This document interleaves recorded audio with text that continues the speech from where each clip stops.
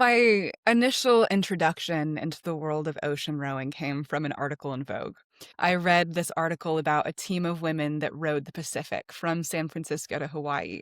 And I was fascinated by the sport. My initial thought was the same as anyone who would row an ocean would have to be an Olympic athlete or at least have rowed in college.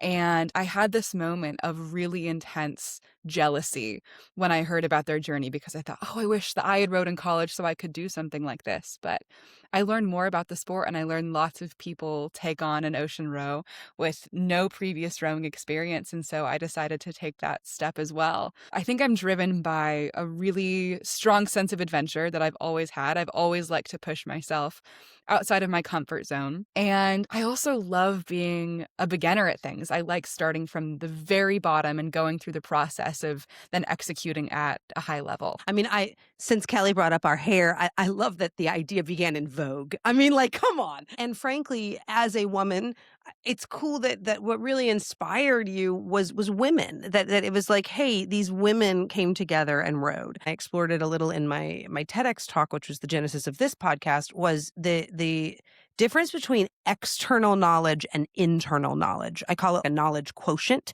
and meaning like what percentage do you listen to your inner voice versus what percentage do you listen to your external. And as you tell me this, what I hear is there's a lot of this inner deciding, hey, I'm a little jealous, I want to make this happen.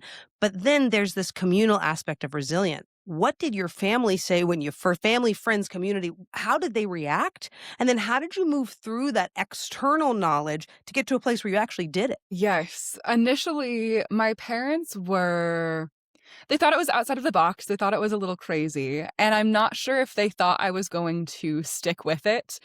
I do have a track record of taking on pretty big adventures, though, so it wasn't a complete surprise to them. But I signed up for the row 3 years prior to actually doing it.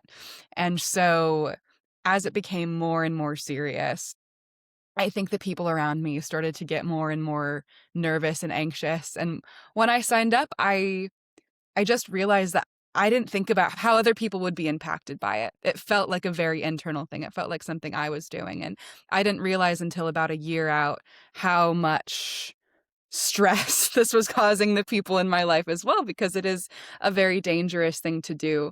And so I think that educating them about how safe it was very important. And that's where these videos stemmed from when I was out at sea. It really was to show my family and friends, hey, I'm having a great time out here. I'm healthy. I'm happy. This is difficult, but it's also a very joyful endeavor. And so that's where the Instagram videos were born.